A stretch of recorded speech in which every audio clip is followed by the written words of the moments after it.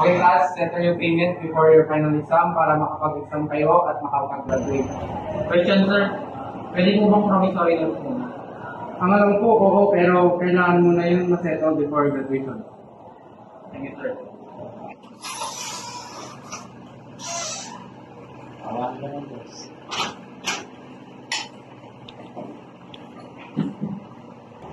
Kamusta naman ang eskwela? Okay lang naman pa. Kaso may mga bayarin kami na sobrang laki. Alam ko naman na hindi natin mababayaran agad eh. Pero kinausap ko naman yung sir namin kung pwede ng promissory notes. Pumayag naman siya, makapag-exam ako. Pero kailangan ma-settle ko yung balance para makapag-graduate ako. Alam mo naman, graduating. Kaya mo na, maghahanap pa ako ng extra na trabaho para mas malaki yung pera natin. Para may pambayad tayo sa tuition mo. Salamat pa. Lagi mo lang, pahinga mo na po. Sige, pahinga ka na muna.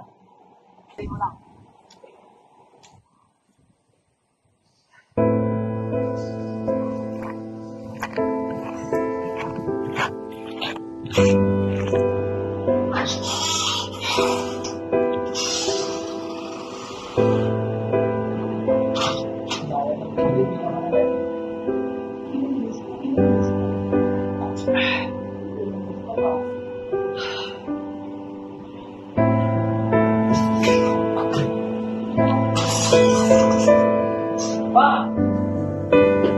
Pa! Hey! Hey!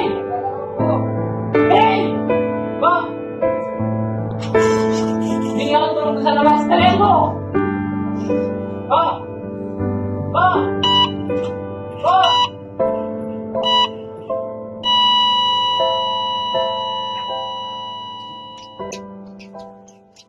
Kuya. Baka pwede makainin ng baon at konting budget para sa project. Magkano ba? Kahit mga 200 lang, kuya.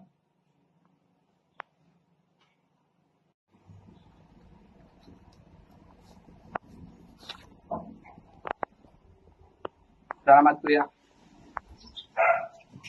Uy, pre. Ako hinahanap kita. Okay. Pre, hingi sana akong tulong sa'yo. Baka mayroon kang alam dyan o kakilala na pwede kong ipag-sideline. So, kailangan ko rin talaga ng pera, pre. Sideline ba? Oo, pre. Sakto doon sa bahay, naghahanap si mama ng bagong hardinero eh. Okay lang ba sa'yo yan? Okay lang yun, pre. Malaking tulong na yun. Sige, Salamat, ah. sabihin ko mamaya kay mama. Sige, pre. Balitaan mo na lang ako. Oo, sige.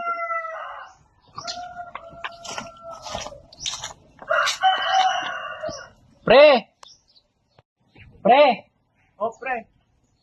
Dito ka na pala. Sakto, hinahanap ka na ni mama eh. Tara, pasok ka na.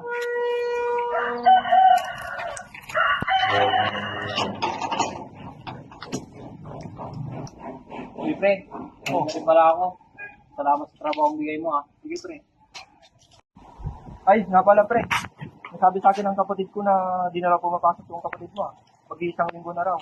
Kung hindi pa daw ata papasok next week, baka i-drop mo. Ay, ganun ba, pre? Sige, pre. Pagsabihan ko na lang. Salamat, ah. Mawalan natin ako. Pre, ingat ka pa, uwi ah.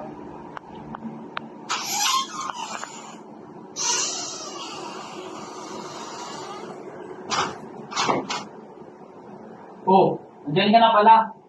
Anong oras pa lang? Kala ko ba pumasok ka? Hoy, kinakausap kita. Balita ko hindi ka rin pumapasok ka. Sabi nung kuya ng kaklase mo. Totoo ba yon? Ano ba? Wala akong pakialam. Ano wala akong pakialam? Hindi ka na ba talaga mag-aaral? Ganyan na lang gagawin mo sa buhay mo? Bakit pa tayo mag-aaral? Hindi rin naman tayo makapagtapos. Kaya nga ako sumasideline eh. Para mabigay yung pambaon at pang-project mo. Ano ba yan? Makalis na nga!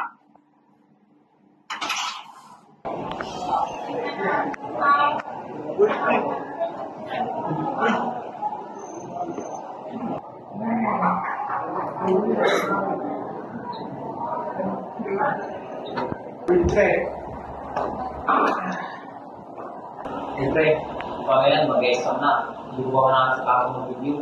Puro kasi trabaho ang ginagawa ko eh. Para lang may pera may sa kapatid ko kung bawal niya. Wala lang na kami papa, ako mahila. Huwag kang mag-alala, pre. Gagawa ka ng paraan. Wala ako. Uy, pre. Pwede ka ba mapasok sa loob? Ito pala yung kodi kong nabili ko.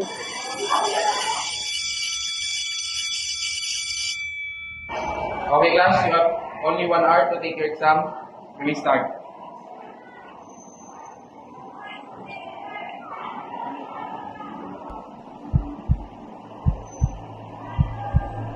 Ano yan, Mr. Bakani?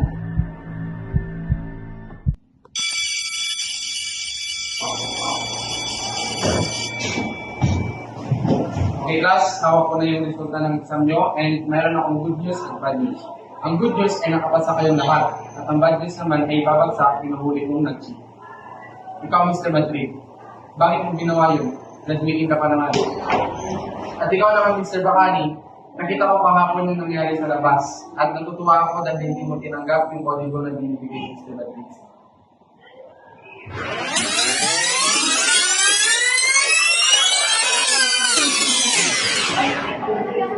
Uy, pre, hindi ka pa mapasok sa loob. Ito pala yung kodigong nabili ko. Isa lang yung tatandaan na kahit ganito kahilap yung buwan natin, palagi kang lumaban ng ayos. Salamat pa. Pre, hindi ka lang kaya. O bakit eh? Basta ginawa ko yung paraan. Ano yan, Mr. Bakani? Okay, sir. Ito po pala yung kainin. Ito po muna. Bali, pagawa ko na marami pa ako. Sige. Dahil diyan ako nang bahala sa kulang sa condition mo. Ikaw ba, sir? Oo. Yes, sir. Sige. Ay, sir. Mr. Bakani. Thank you po pala sa pagsagot ng tuition ko. Walang anuman. Dahil po sa inyo, makagraduate na po ako. Deserve mo yan kasi naging honest ka.